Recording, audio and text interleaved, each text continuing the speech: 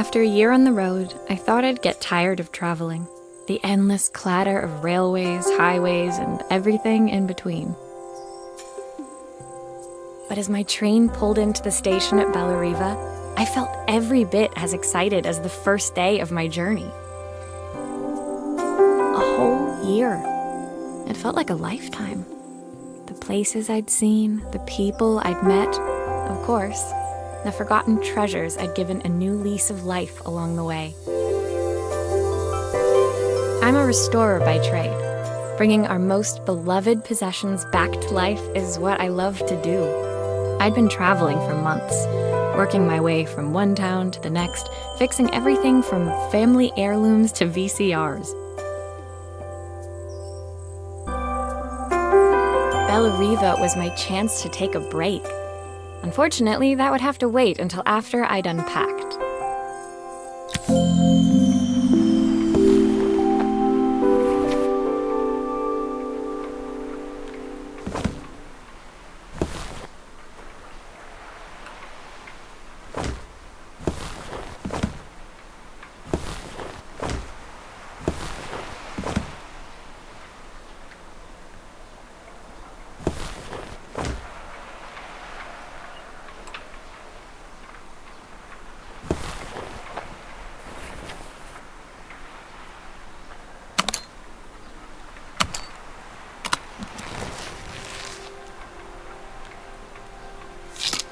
I picked up these sunglasses on my last stop.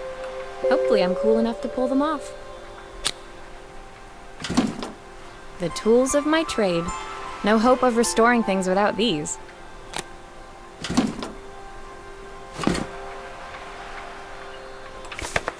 My passport. Not many blank pages left now. I saw a guitarist wearing these at a show once. Rock and roll repairwoman, at your service.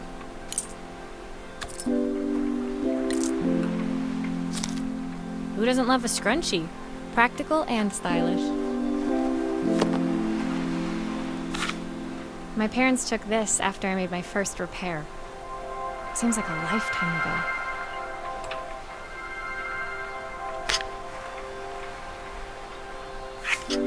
Looking forward to taking more close-ups of my fingers with this. My favorite overalls. These will never go out of style. I'll hand these out once I'm settled in. Fingers crossed they get me some work.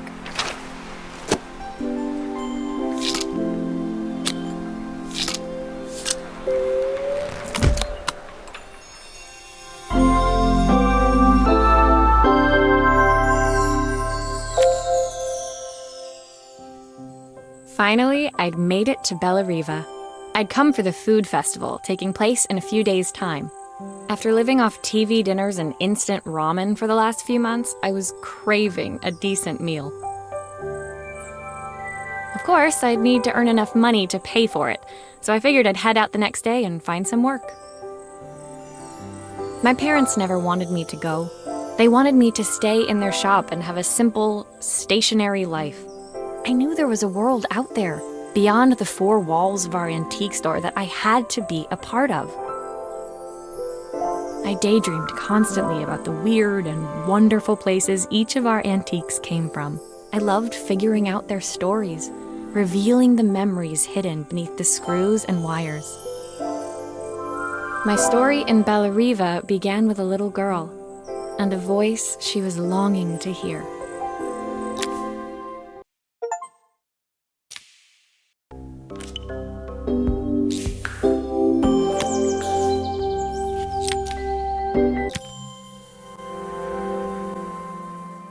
It was my first morning in Bellariva, and I couldn't wait to leave my hotel and explore. It was a quiet town, its streets and alleyways basking peacefully in the hot morning sun. In the main square, meanwhile, preparations were underway for the festival in a few days' time. As I handed out my flyers, I wondered what the people of Bellariva would need me to fix. So far, everything here seemed perfect. I was starting to worry I'd made a mistake when I felt someone tapping me on the back. Hi, I'm Izzy. Do you know how to fix things? It was a little girl, maybe 7 years old, who must have gotten hold of one of my flyers. She rummaged around in her backpack until she hauled out a battered red cassette deck. My tape is broken and I can't make it work anymore. I tried to fix it myself, but there's this metal thing in the way. Can you try?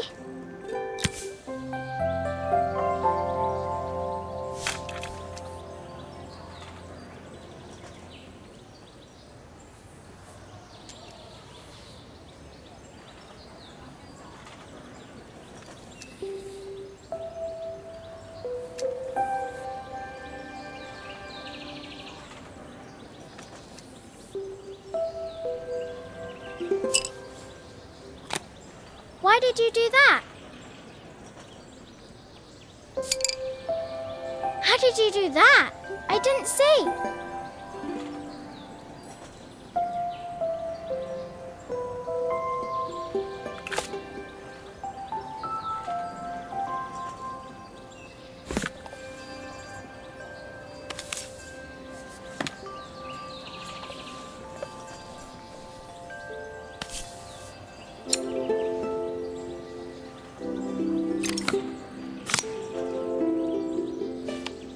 Aha! Those batteries look like they need replacing. Luckily, I have some spares.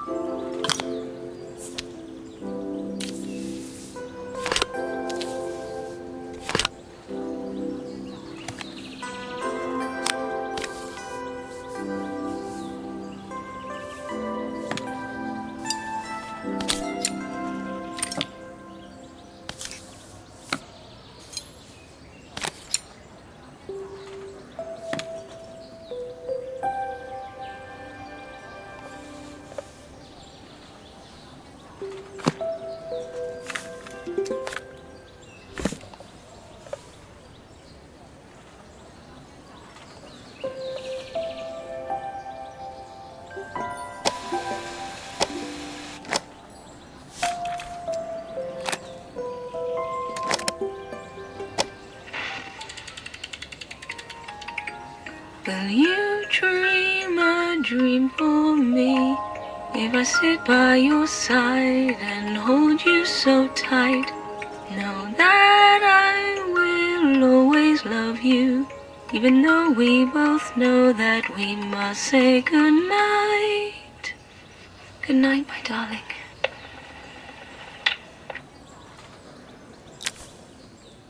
When it finished, Izzy picked up the tape deck and tucked it carefully into her backpack. Thanks, Maria. You're the best person at fixing things ever. No problem. Who was that singing? They're very good. It's my mum. She's not here anymore. Izzy trailed off. It was the kind of silence a cassette tape would never be enough to fill. When Izzy's friends called for her, she dug deep into her pockets, looking for something to pay me with. Eventually, she produced a grand total of a stick of gum, 3 mismatched buttons, and a yo-yo. I usually preferred a check, but Izzy looked so serious, I wrote out a full receipt. She seemed like a happy kid, but beneath it all, part of her life had been shattered. A part I wouldn't be able to fix.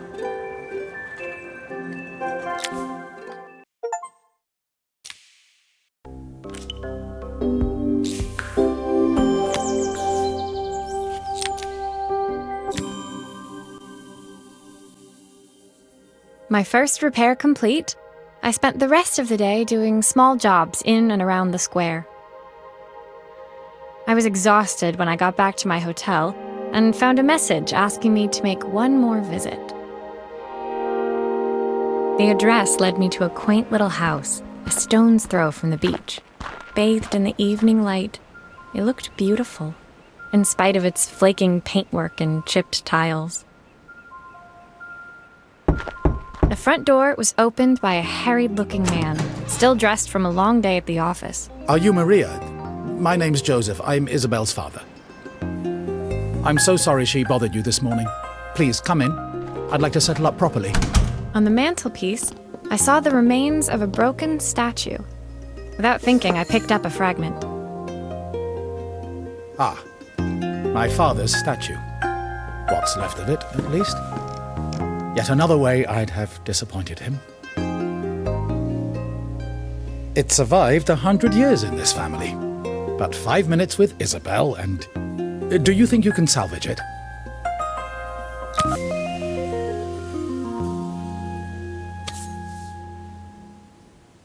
Will you be able to see the glue afterwards? I don't want people seeing the cracks.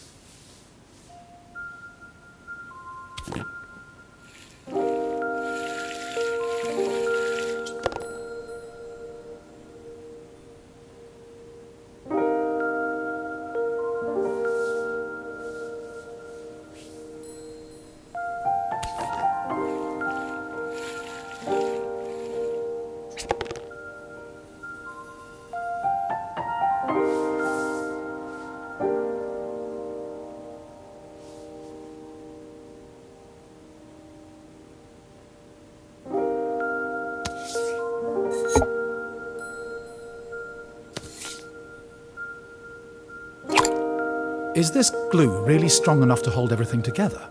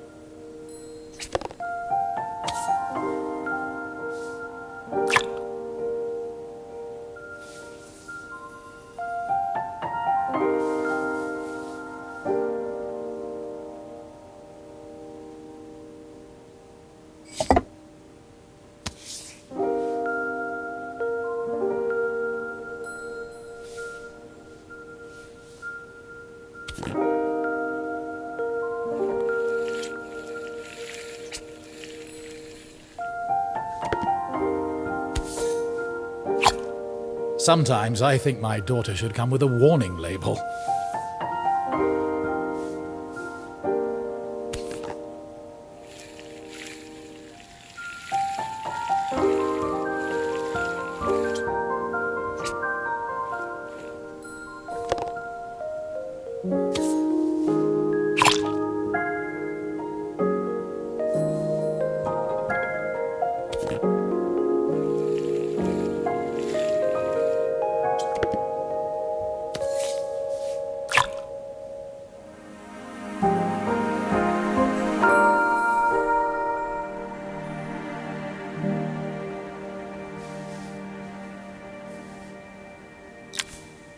Thank you, Maria. It looks as perfect as it ever did. My father wanted me to make something of myself. He didn't have time for anything less. As Joseph put the statue back on the shelf, it nudged against the family portrait stood proudly next to it. So he was Bellariva's mayor. And that was Izzy's mom. They must both miss her so much. Sorry, I'm a little tired. I've been working late getting things sorted for the festival. There's only a few days to go. Looks like I'll be working late. Again. When I told my parents I wanted to leave, they always found an excuse to be busy, to avoid talking about it. I guess keeping themselves occupied was their way of pretending it wasn't happening.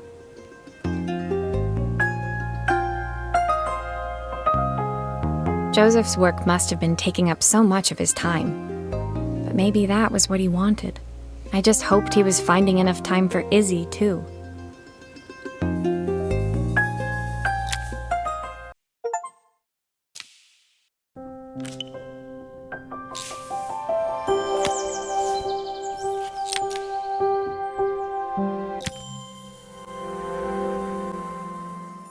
My second day in Bellariva dawned bright and clear, another beautiful sunny morning. Walking into town, I passed cafes overflowing with customers cradling their morning coffees.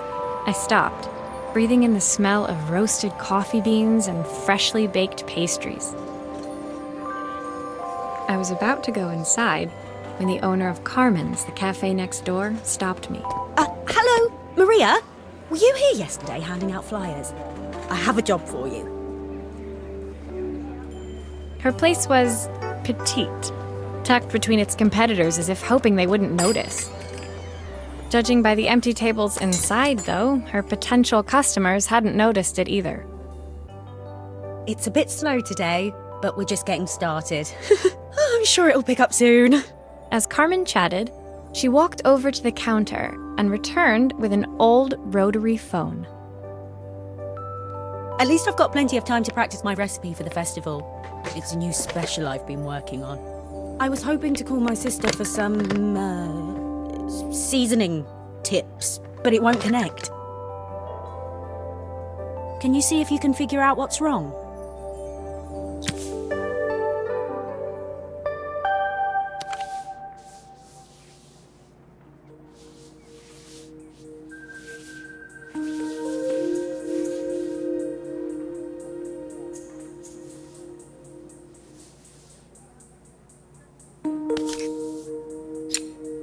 Obviously, we'd normally be much busier than this.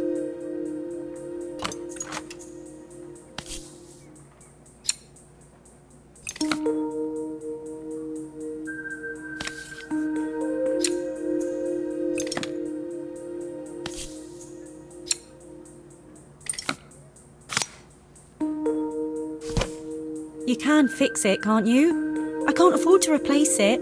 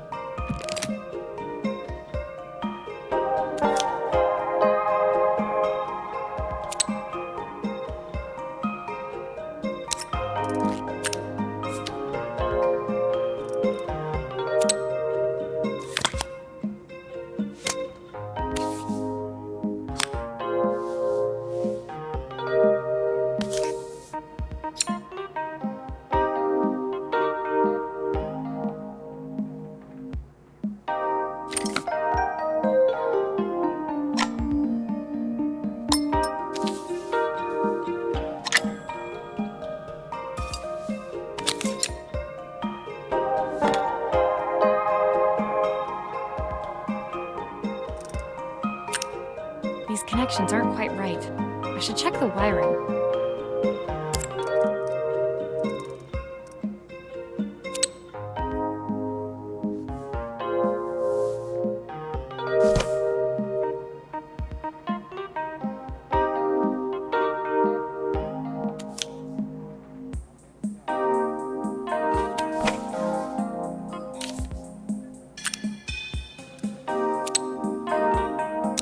I'll need to check the wires are in the right configuration.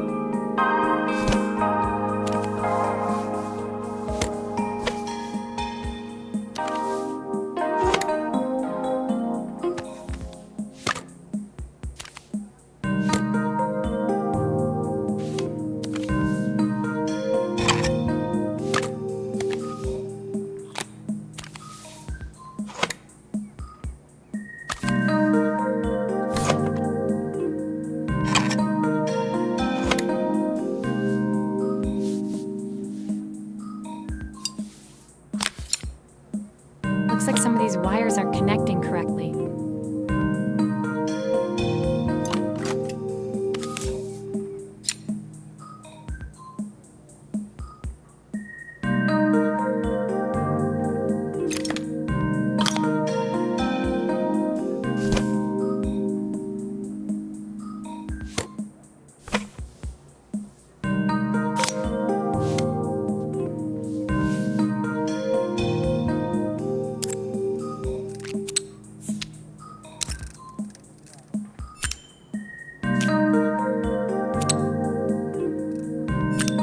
Looks like this new circuit board is all hooked up.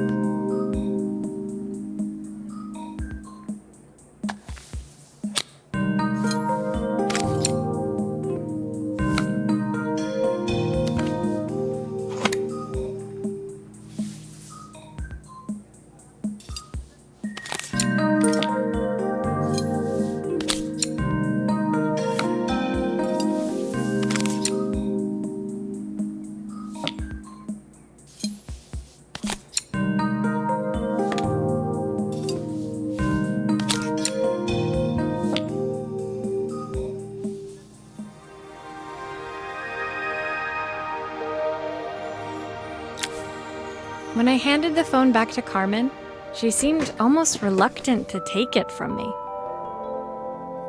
So it's all working now, is it? I don't have to leave it to dry or let it cool down?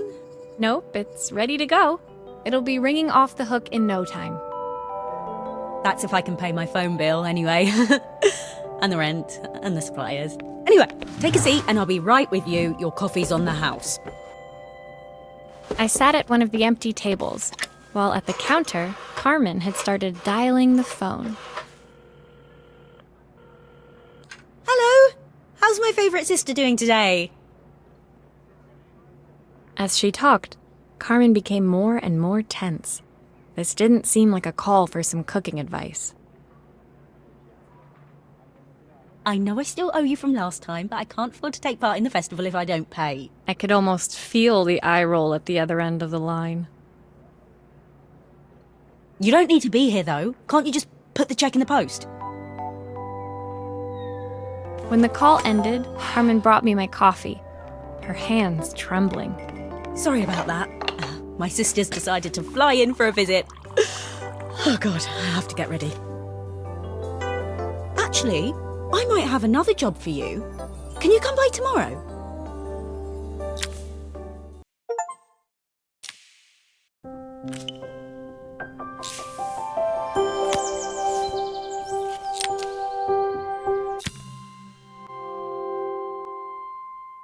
The next day, I'd promised Carmen I'd return to help her get the cafe ready for her sister's arrival.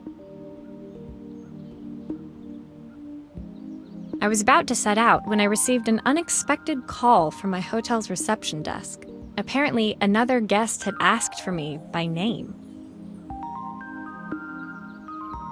Curious, I took the creaking elevator up to the top floor and made my way to the room number they'd given. I knocked. Are you here about the camera? It's about time. The woman in front of me was immaculate. Not a hair out of place or a crease to be seen. My sister tells me you know how to fix things. I'd usually go to an expert, of course, but in this town... So this was Carmen's sister? The two of them couldn't have been more different. Inside her room, I saw a beautiful reflex camera, any professional photographer's dream. The viewfinder is completely dark. I can't see anything through it at all. I assume you can figure out what's wrong.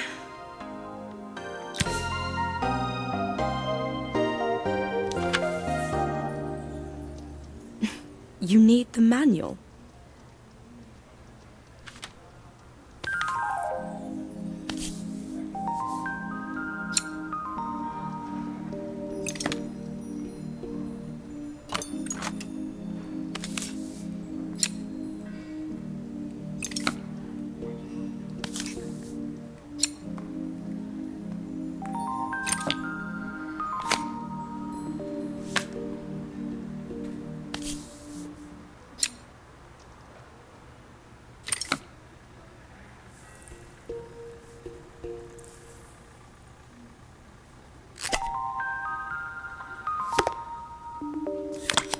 I don't suppose you've fixed anything this valuable before.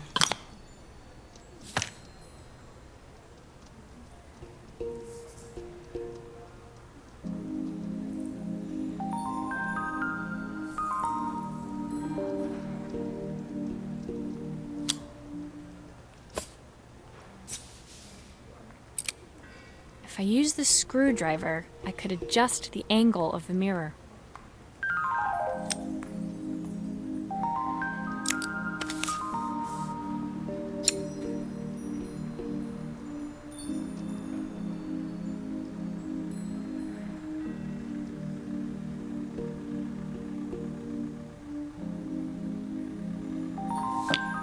Perfect.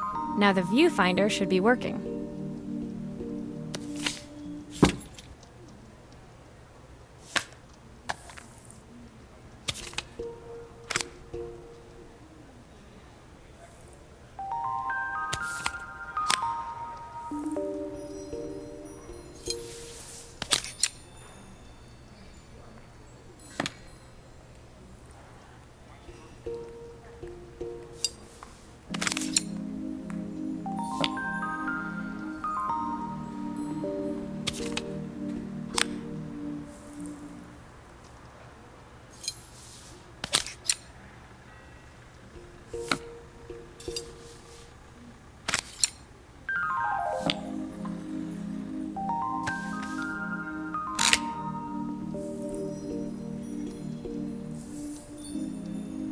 Looks like something is still missing.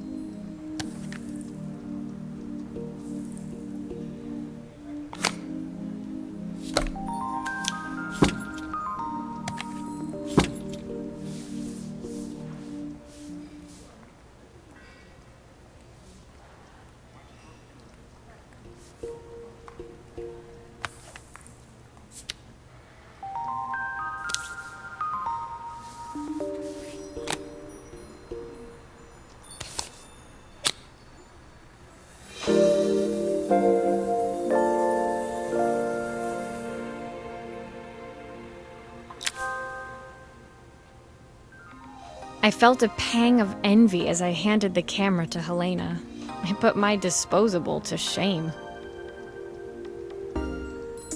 I picked it up on my first trip to Paris. It's a 1958 limited edition, the first of its kind. It cost me 3 months' salary, but it was worth it. I had no idea what 3 months' salary meant to Helena, but I was pretty sure it was more than I could afford. It was strange, really, that we were even staying in the same hotel. I'd picked this place because it was cheap and cheerful, but surely she could afford somewhere better? She took some test shots, fiddling with the camera settings until she was absolutely satisfied. This work is immaculate. At least there's one person in this town who knows what they're doing. Sending you to me might be the first thing Carmen's actually gotten right. I wondered why Helena had bothered coming if she thought so little of her sister.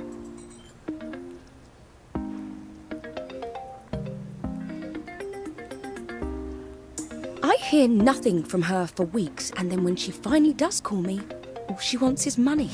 If she thinks I'm lending her another penny, she'll have to convince me it's not a total waste of time. That didn't sound good. If Hurricane Helena was about to hit, I hoped Carmen was ready.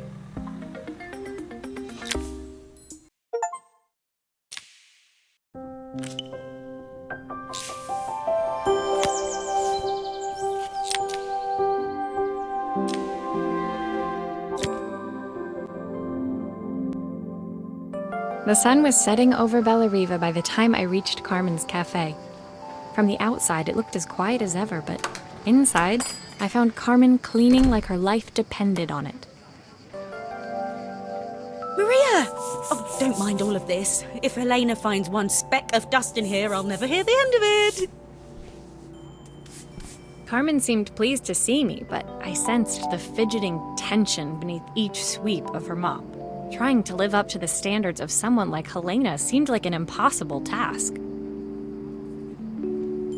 I hope you didn't mind fixing the camera for her. She was furious when it broke.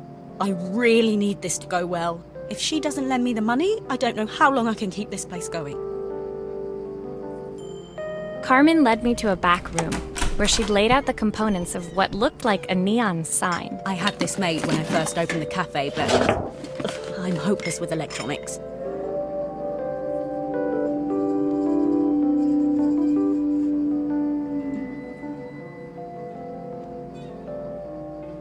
So there was supposed to be a sign outside. This might explain the lack of customers. I'd like to put it up before Helena gets here. Can you give it a try?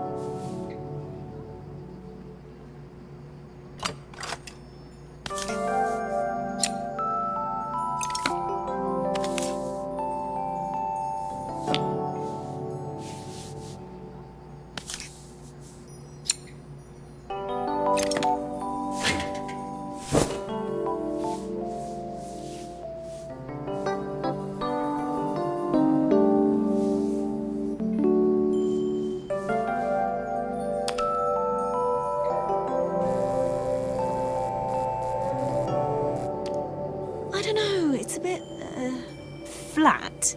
Maybe if it flashes, it'll really catch people's eye.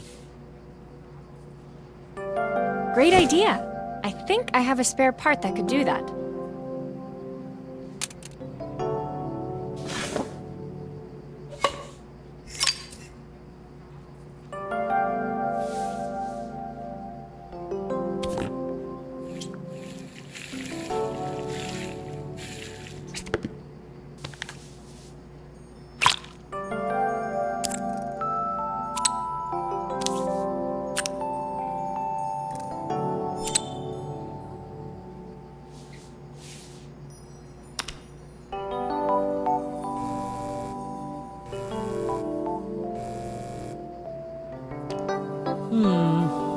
still need something else. Maybe we can add one of these.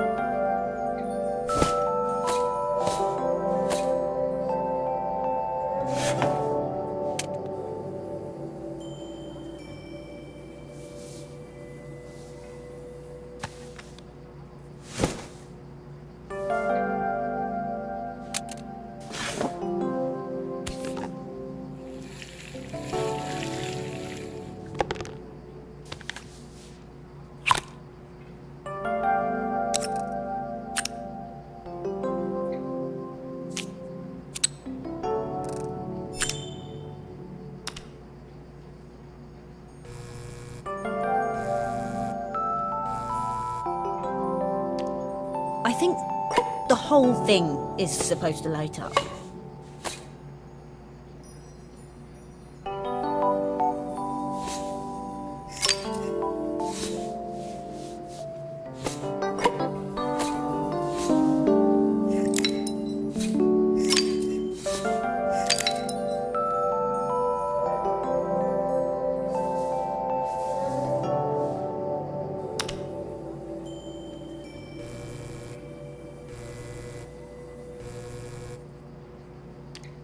It works! I'll screw everything together again and you'll be set.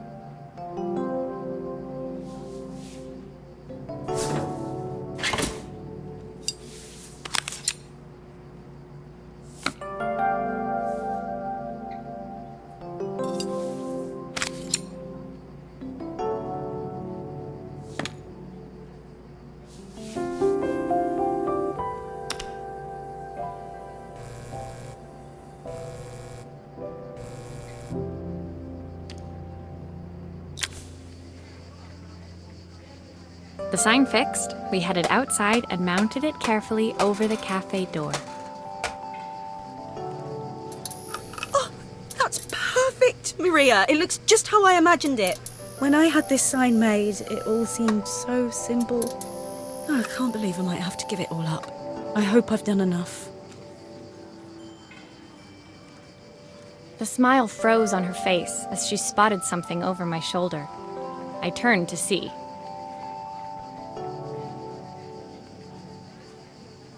Of course, my sister owns the only cafe in this entire town that isn't actually open. For better or worse, Helena had arrived.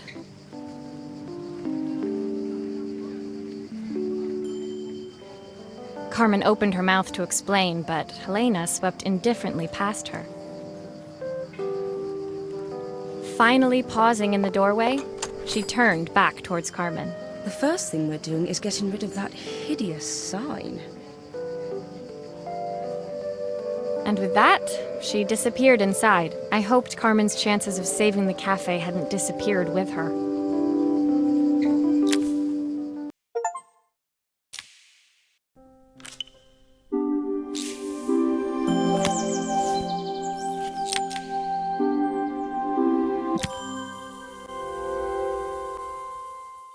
It was the day before the festival, and the whole town was busy getting ready.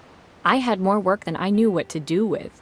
When Joseph called with another job, I was craving the cool quiet of his and Izzy's seafront house.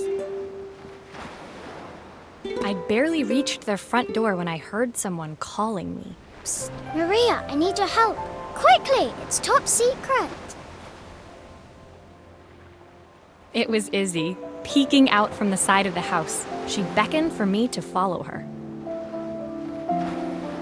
She led me through to a beautiful, unruly garden overflowing with flowers of every color. Nestled among them was a playhouse, its doorway almost completely obscured by a towering rose bush. You have to squeeze past it and breathe in real small, like this. Izzy took in a big gulp of air and crawled through the gap and into the playhouse. I hadn't planned on crawling in the dirt today, but the life of a repairwoman never did run smooth. On the table inside, there was an electronic toy. Not exactly the usual stock in my parents' antique shop. I had an accident. I didn't do it on purpose or anything, but it won't turn on anymore. Can you fix it for me?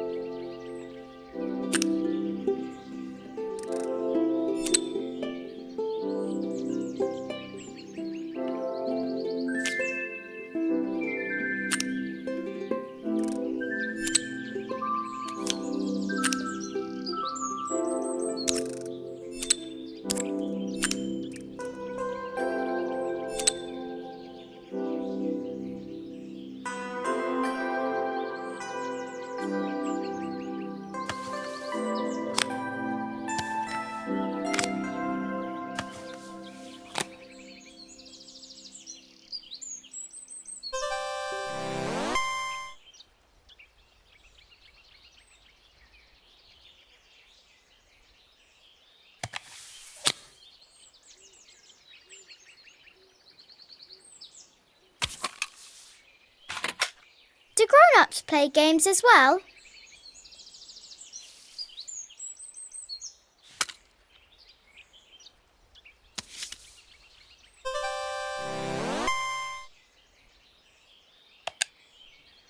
Can you show me how to play? I tried before, but it was so hard.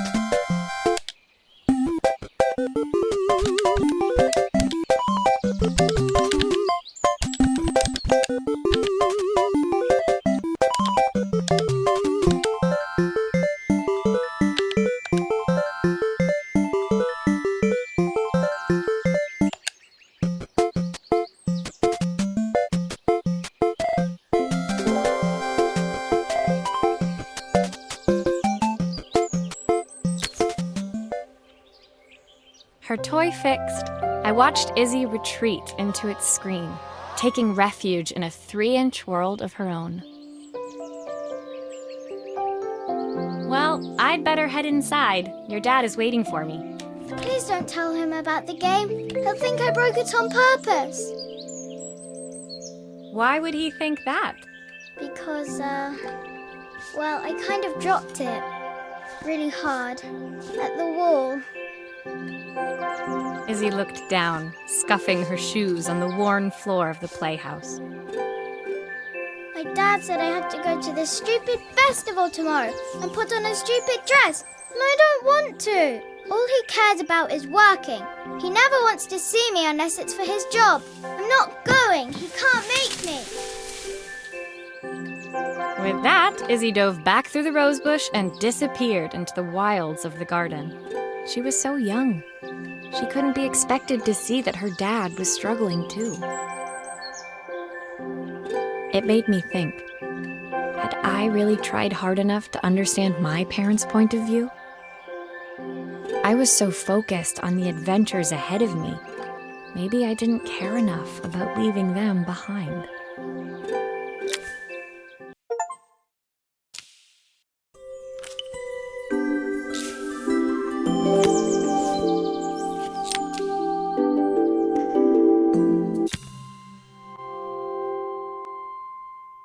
Leaving Izzy hiding in the garden, I walked around to the front of the house and rang the doorbell.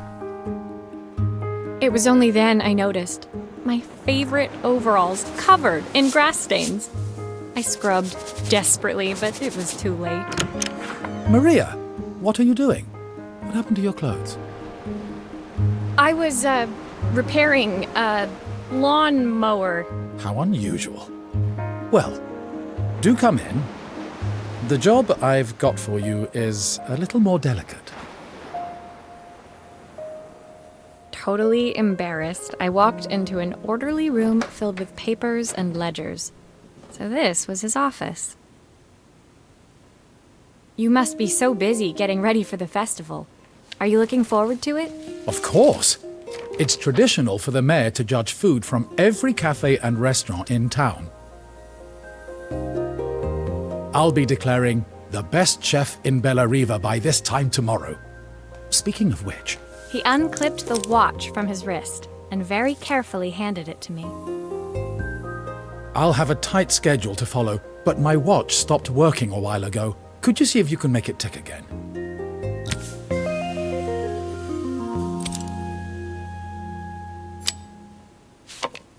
Are you sure it will all fit back together?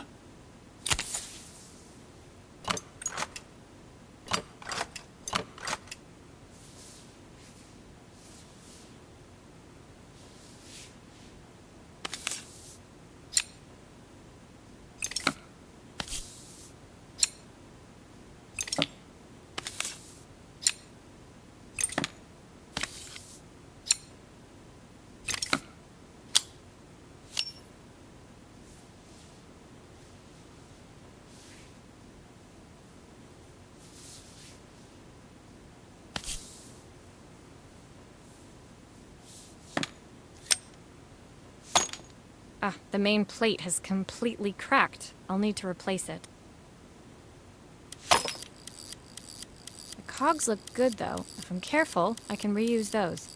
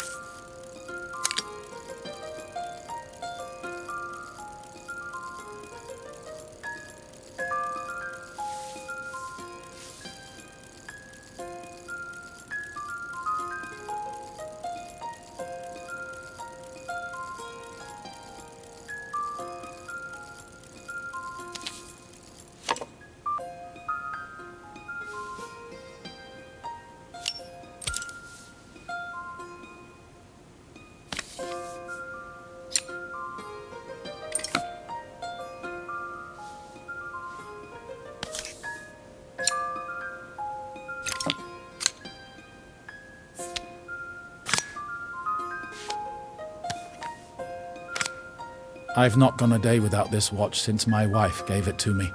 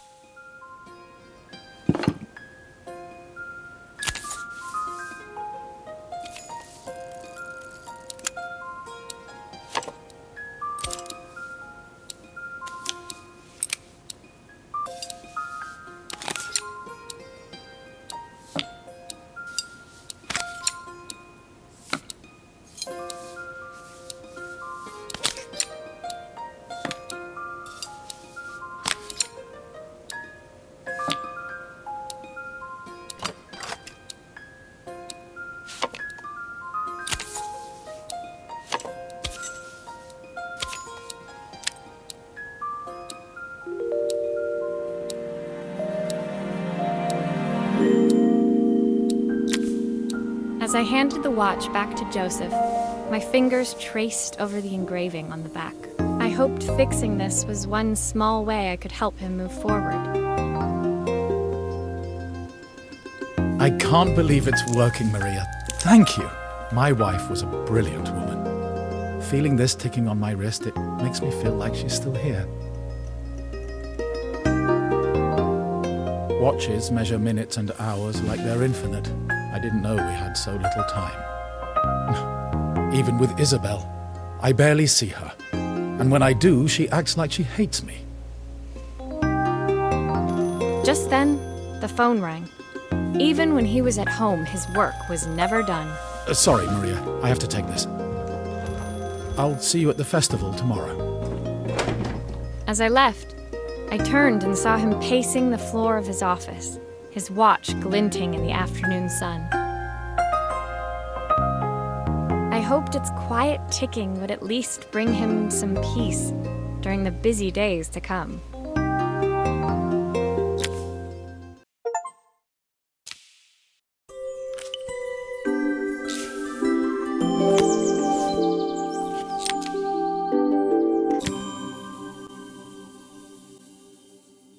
When my last job of the day brought me to Carmen's apartment, the door was opened by someone I didn't expect to see, Helena.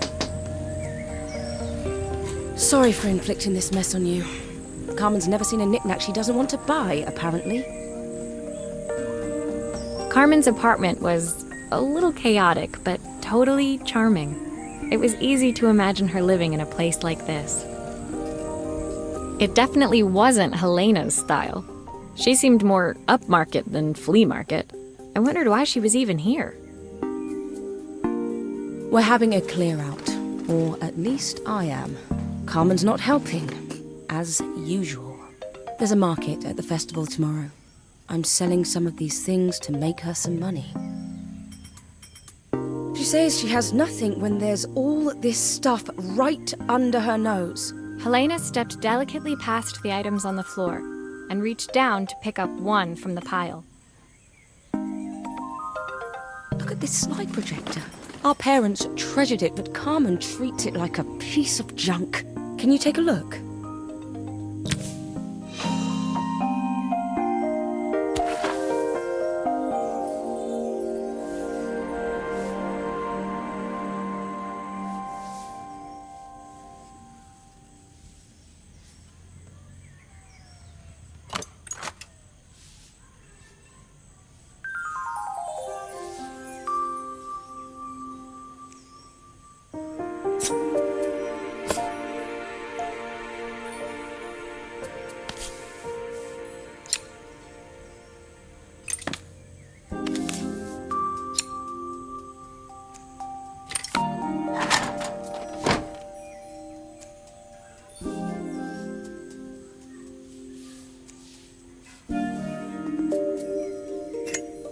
That light bulb is completely smashed.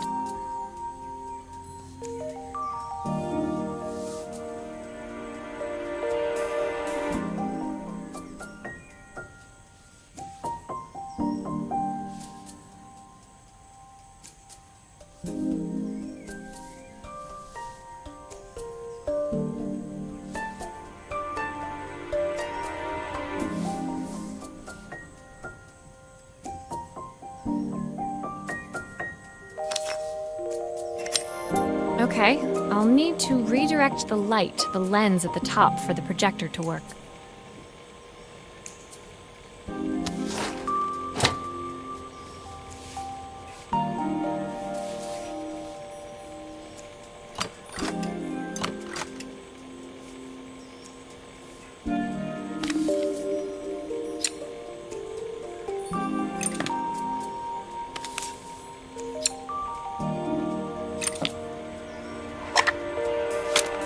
Oh, typical. Carmen's even managed to get a slide stuck in here.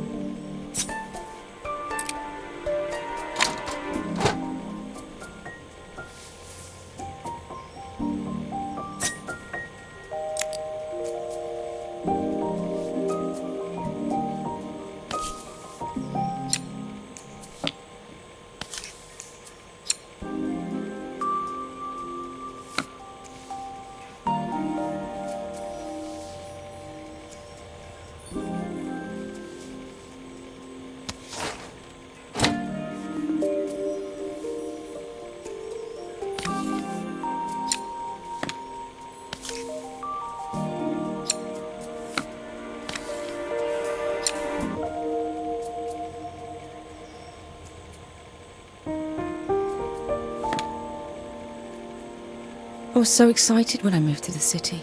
Carmen, she looked so sad.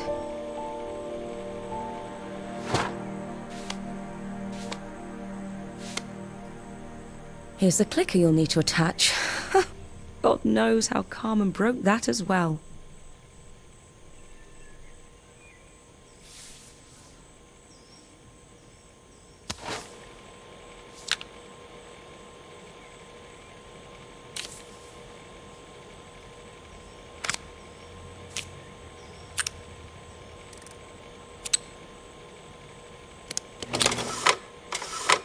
There's still a part I need to attach. Where does it go?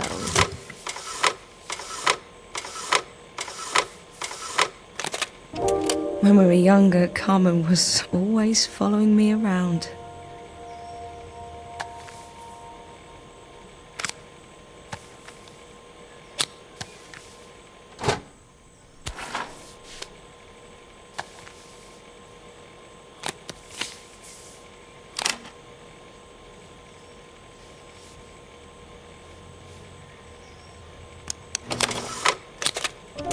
I suppose she looked up to me.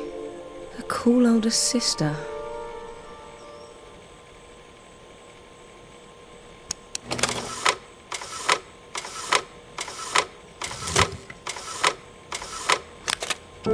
She used to ask me when I was coming home, but I was always too busy.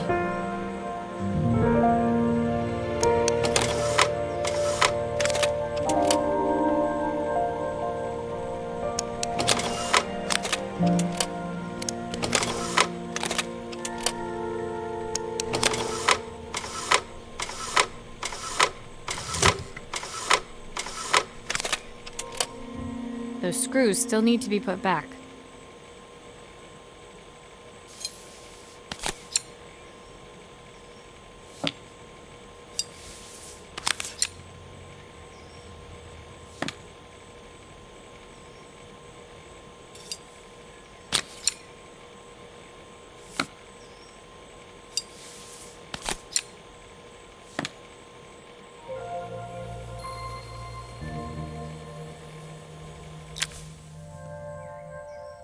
Helena was transfixed, staring at the two young sisters the projector had brought glaringly into focus.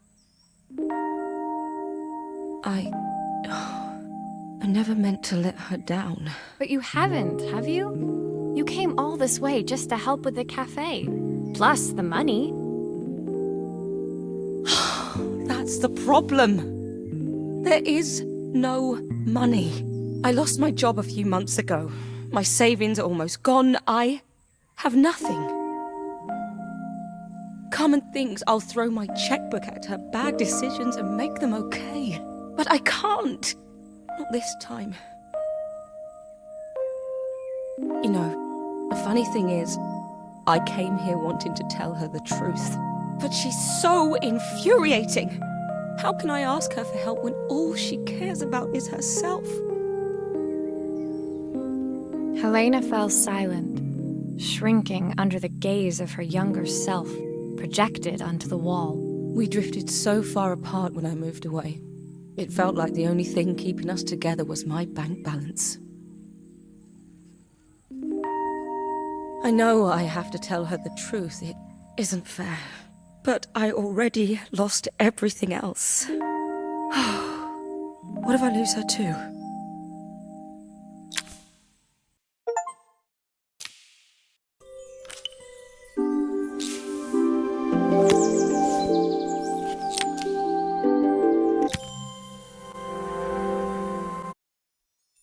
The day of the festival finally came, and after all my hard work, I was ready to put down my tools and pick up a fork.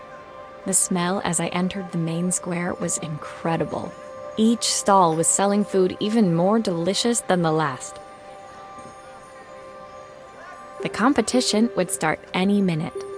Most stall holders were waiting anxiously for the mayor to pay them a visit. All of them, that was, except Carmen, who was still frantically chopping vegetables and stirring pots. Maria! Thank God you're here. Can I ask you the world's biggest favour?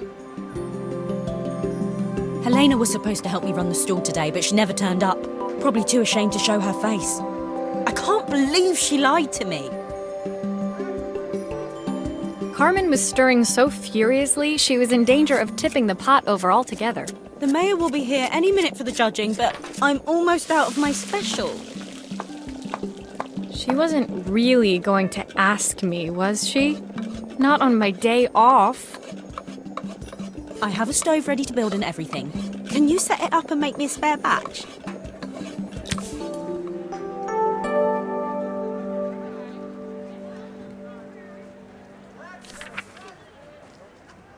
Oh, her recipe is a bit smudged. Never mind, I'm sure whatever I put in will be fine.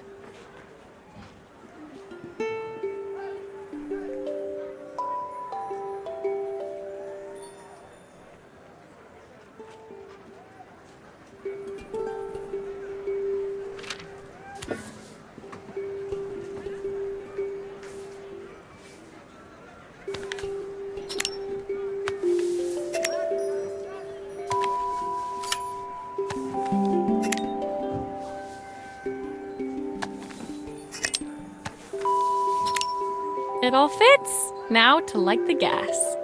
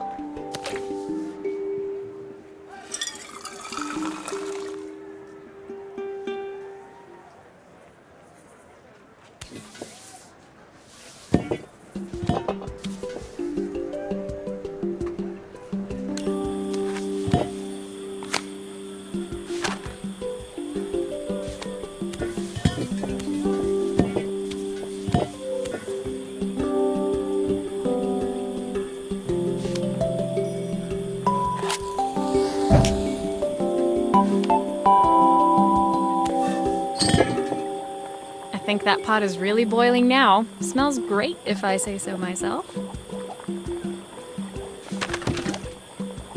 Here are the ingredients that Carmen's given me. What to add first?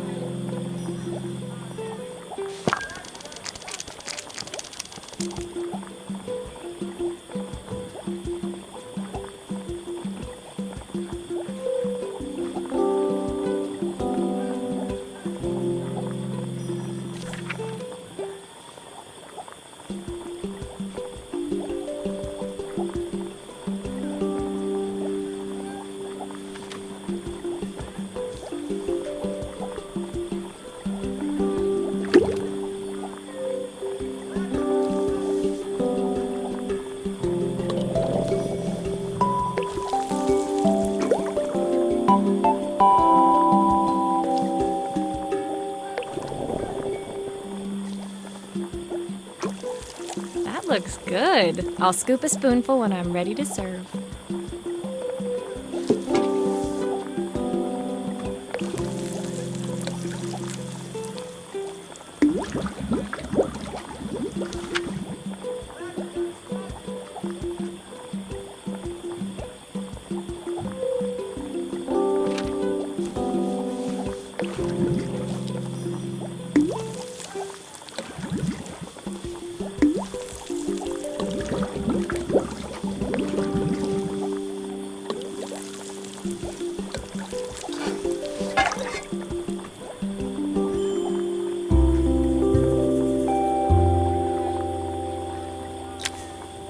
My part done, Carmen took over and added the finishing touches.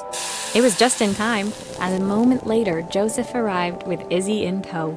Carmen anxiously handed them both a serving. That was so tasty. Can I have some more, please? Well, you've certainly earned yourself a loyal customer in my daughter. We have a few more meals to taste, but so far you are one of the best. Good luck. Joseph and Izzy looked so happy together. Maybe the festival was doing them some good after all. Carmen, on the other hand, seemed annoyed. But Why, when it had all gone so well? I wish Helena was here to see this. She's so convinced I'll never succeed at anything. She wants what's best for you. She's just not very tactful about it. Yes, I know. Even when I was a kid, she pushed me when no one else did. I just wish she hadn't lied to me. But then, I've asked so much of her over the years. I never stopped to think how much she actually had to give.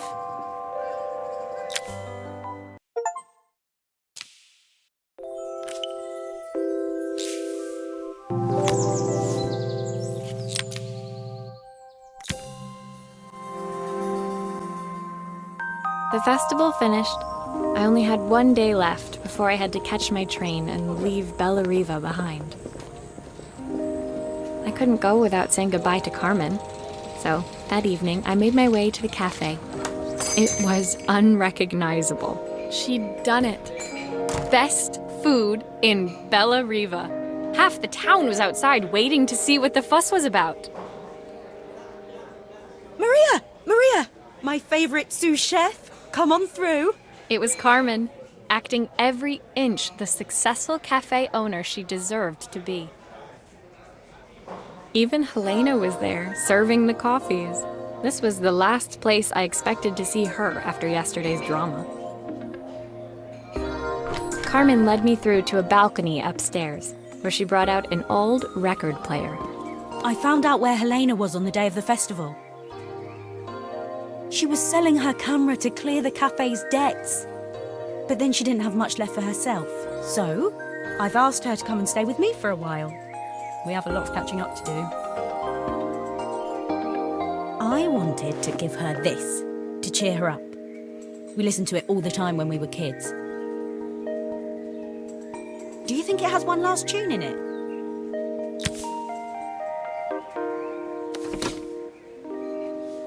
Okay, let's see what happens when we turn this on. The speaker isn't connected properly. I should check the wiring. The speaker isn't connected properly. I should check the wiring.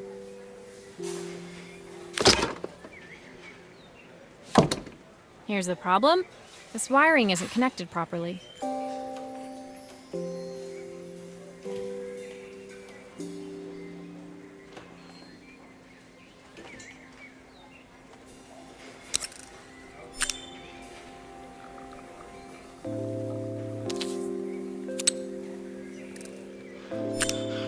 If I turn the volume up, I should be able to hear it now.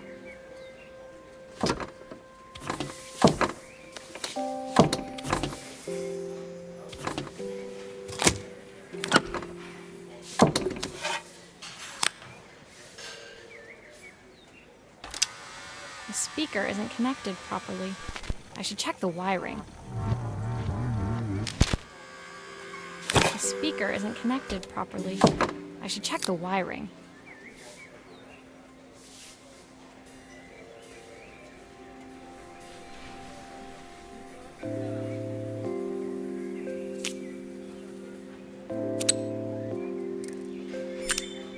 I think that should do it.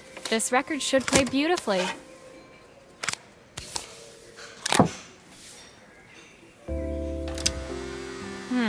It's spinning the wrong way.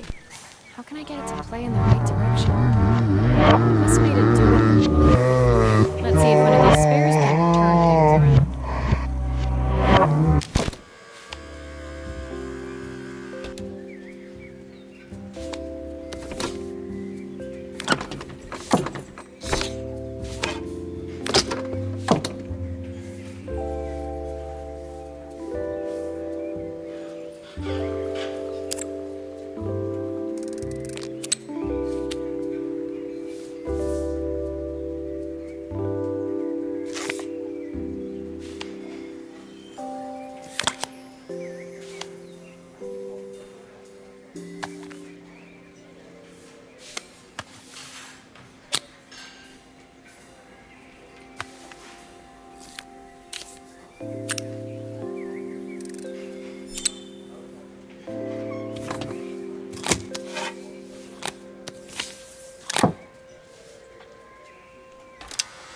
Well, it's playing in the right direction. I should check it's turning at the correct speed. The sweetest words I've ever heard. The record player's crackling tune must have caught Helena's ear, as she appeared a few moments later. Is that my old record player? I can't believe you've kept it all these years, Carmen. Leaning over the music, they looked just like the young sisters the slide projector had preserved all these years, inseparable once again. Carmen told me about your camera. That was a really generous thing to do. I loved that camera, but I love my sister more. Now it's her time to be the person she wants to be. I'm going to stay here with her for a while. Make up for lost time. Carmen and Helena's relationship wasn't suddenly going to be perfect, but they were both prepared to try. And to think, it had all started because of a call Carmen made about some seasoning tips. I guess in the end, maybe it wasn't so hard to just pick up the phone and dial. I hadn't spoken to my own parents in a year. I wanted to hear their voices more than anything. But the silence between us was so cavernous. I didn't know how I'd ever find the words to bridge it.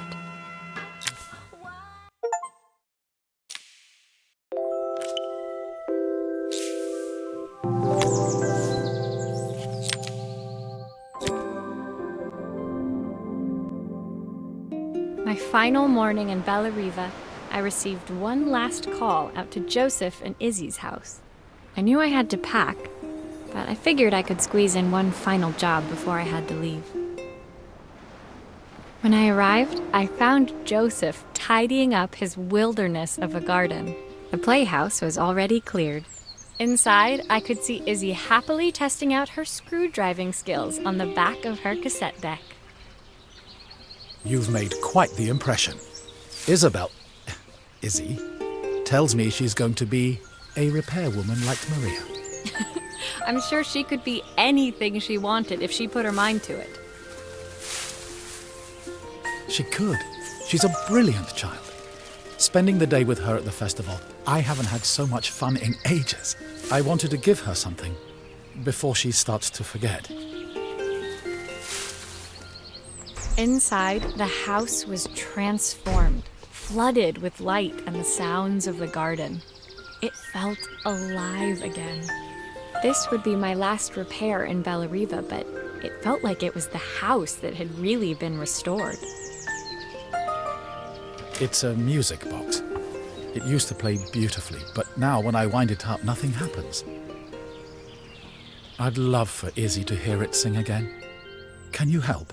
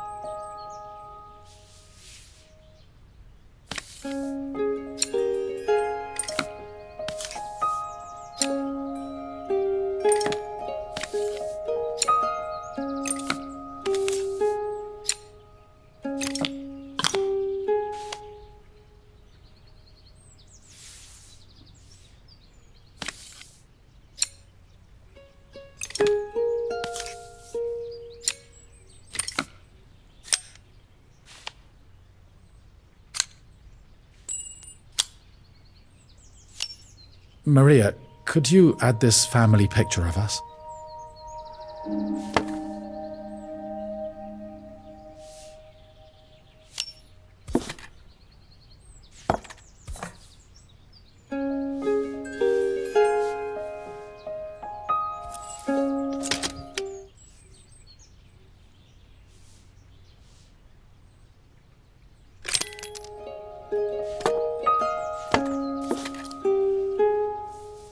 mechanism is completely broken. I'll need to take it all apart before I can fix it.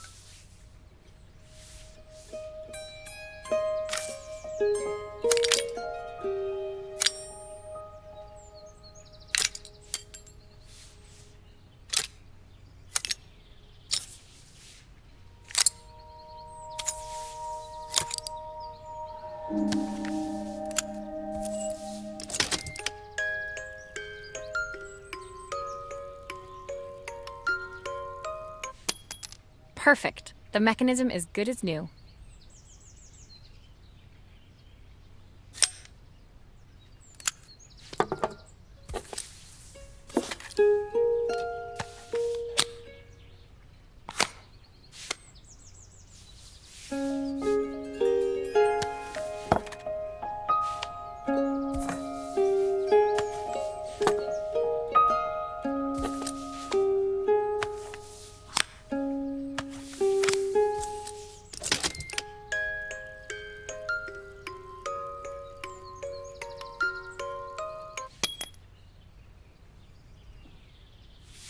There's still a part I need to attach. Where does it go?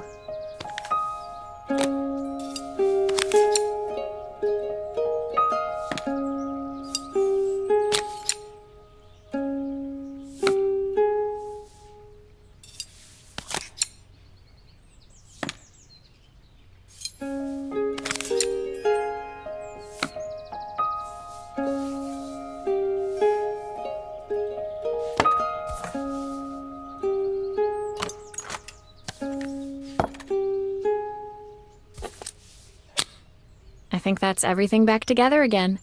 I should play it to make sure. My wife used to sing this song to Izzy each night before bed, but I always worked too late to join them. Will you dream a dream for me if I sit by your side and hold you so tight?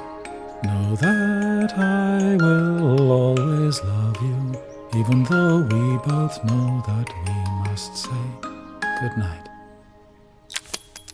I've missed so much already. I want to be the father my wife wanted me to be. I've ended up so much like my own father, working all the time. Izzy needs me more than that. Especially now it's my daughter comes first. Well, until she gets bored of her stuffy old dad anyway. I'll never ever get bored of you, Dad. Izzy came running into the room where Joseph scooped her up and onto his shoulders.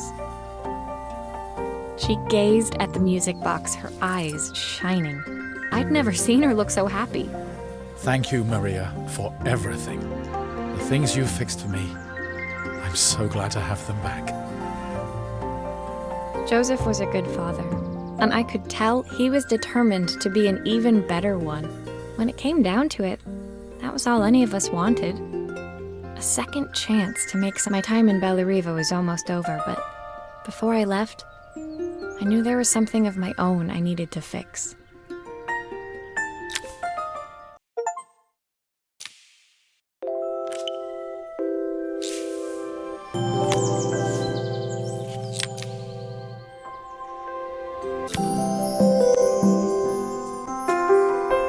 My time in Bellariva was almost at an end.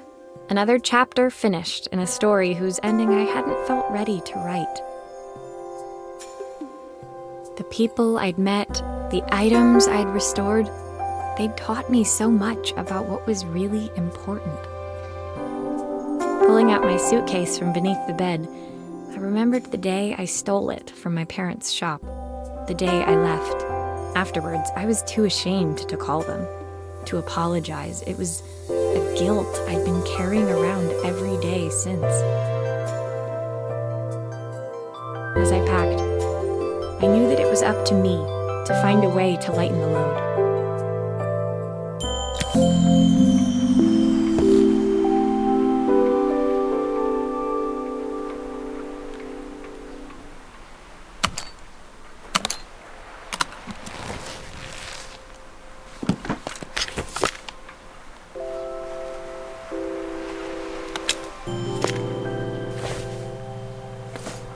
Helena gave me these designer shirts. Not sure I'll pull them off as well as she does.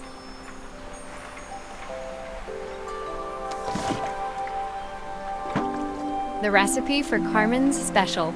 I'm under strict instructions to guard it with my life.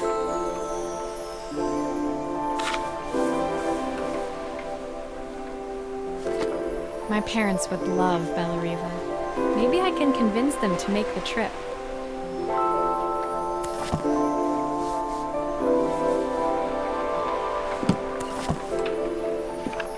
Joseph's idea of light reading for the train.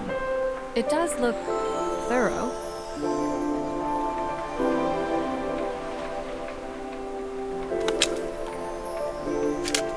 The soundtrack to my travels. I'll be listening to this on the journey.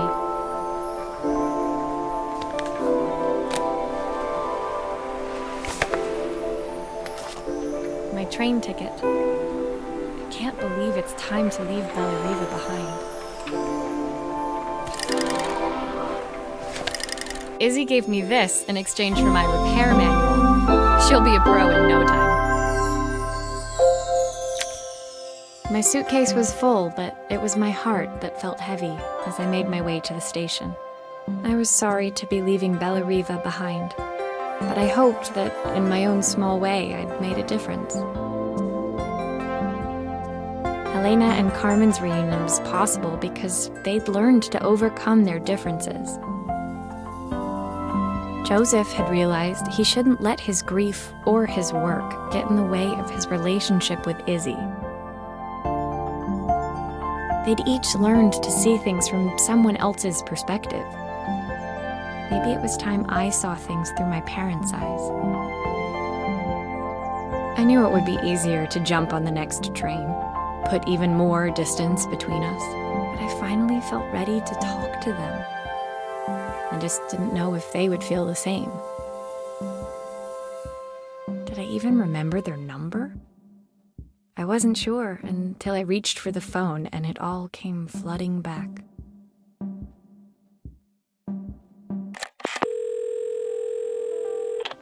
Mom? Dad? Maria? Is that you?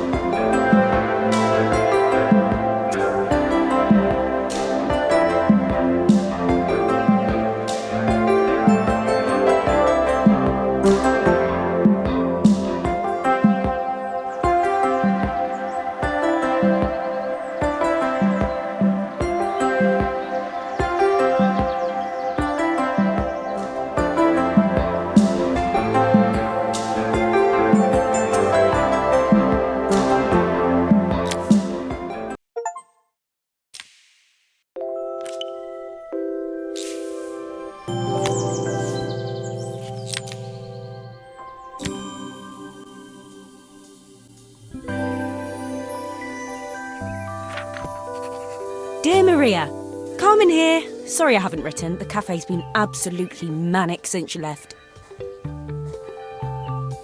Luckily, I have Helena here to help. You wouldn't recognise her. She's like a new woman. She's always running round, taking orders and making drinks. I even heard her compliment a customer on their outfit. Personally, I draw the line at fluorescent green bowling shirts, but each to their own. It certainly made the customer smile. She misses the city, though. Bellariva's many things, but it's definitely not as chic as she'd like. She said there was a coffee shop near her old apartment where they made coffee with a shape drawn on top. It got me thinking, I'm an award-winning chef. I can figure out how to put a leaf on a cappuccino. A bit of cosmopolitan coffee might be just what Helena needs. Of course, ordering a new coffee machine was the easy part. I wish you could have seen the mess I got into trying to put the thing together.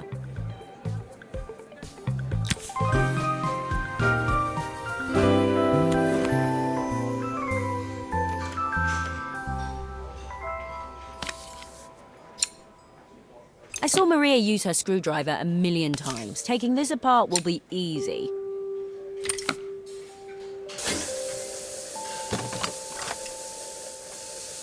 These pipes look pretty simple. I should start with them.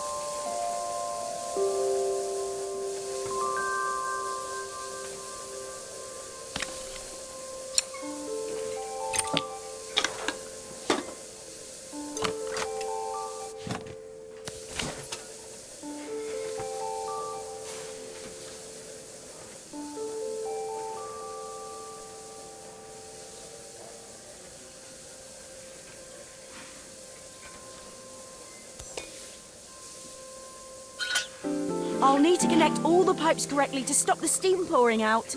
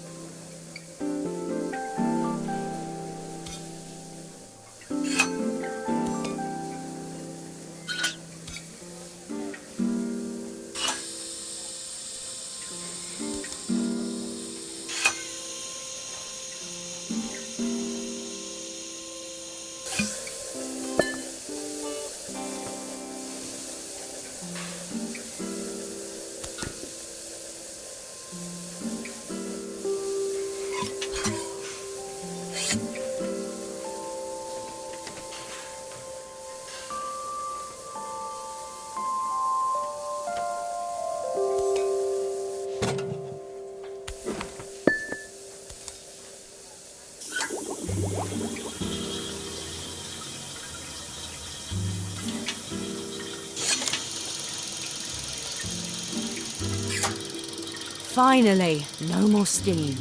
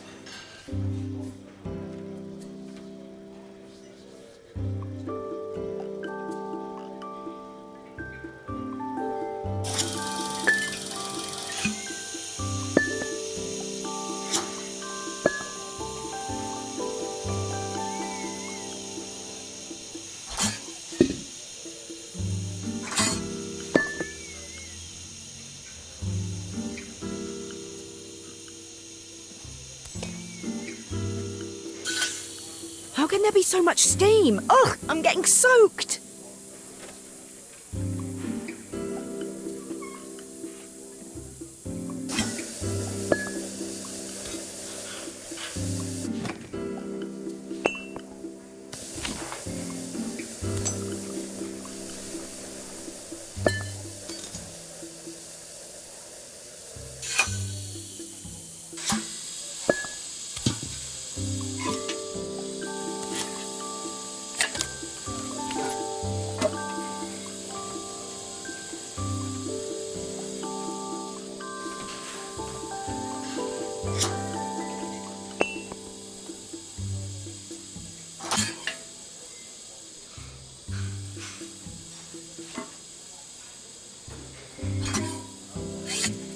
I'll need to connect all the pipes correctly to stop the steam pouring out.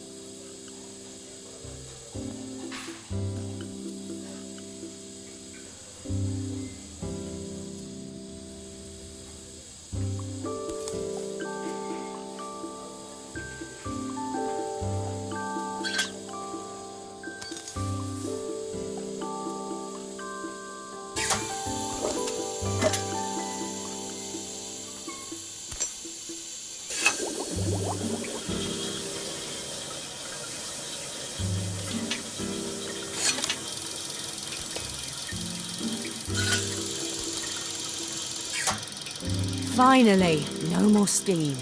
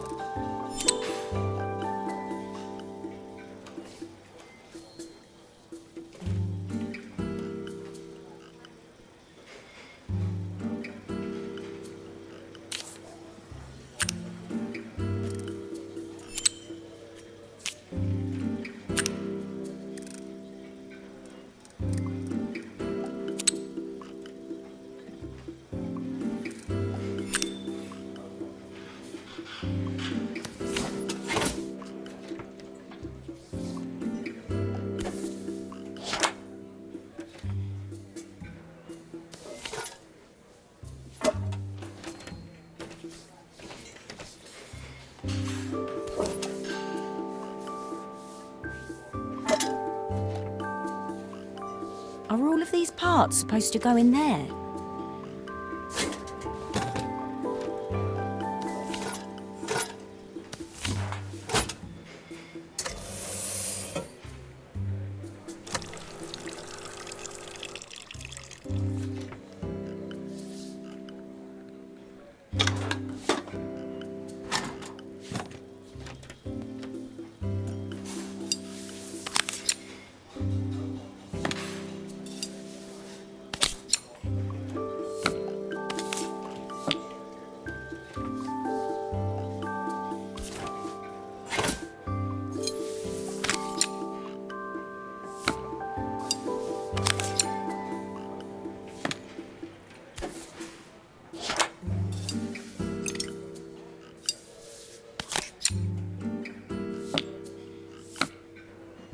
I think that's everything.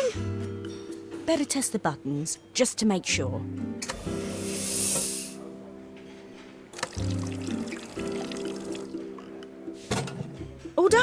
Piece of cake. Time to make my first coffee, I think.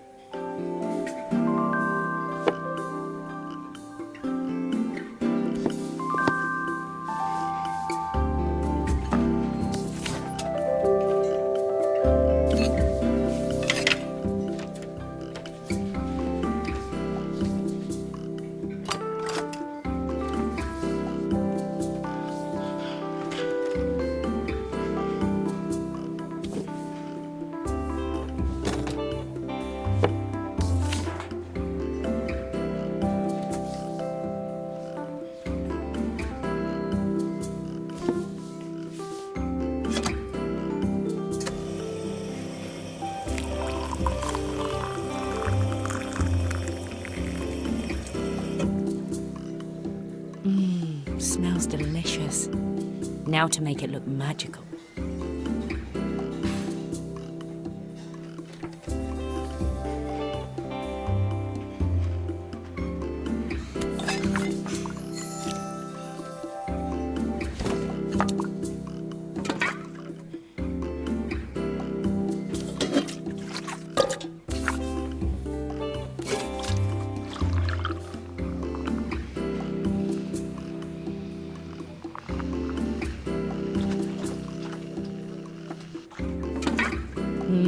A perfect coffee.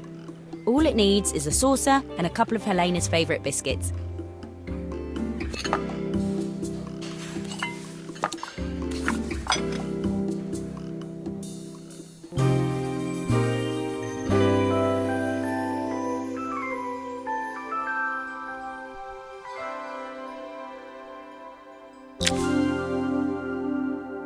I was feeling more has-been than coffee queen by the time I'd made a drink fit for human consumption. It looked a bit, postmodern, but knowing Helena's refined tastes, I hoped she'd think it was intentional. Always the connoisseur, she didn't even bother to look at it at first. She was so busy wafting it under her nose. Steamed up her glasses, of course. How was she going to see my work of art through an eye full of fog? When she finally spotted it, though, she was totally impressed. I'll admit, she spent several minutes trying to figure out exactly what it was I'd drawn. She decided it was probably a horse. Well, what she doesn't know won't hurt her. She was impressed enough to ask for another one. I guess I'll need to get some practice in. The whole thing was such hard work, Maria. I never realised how difficult it was, all that mechanical stuff. It made me realise how much I have to thank you for, so I wanted to say that now. Better latte than never.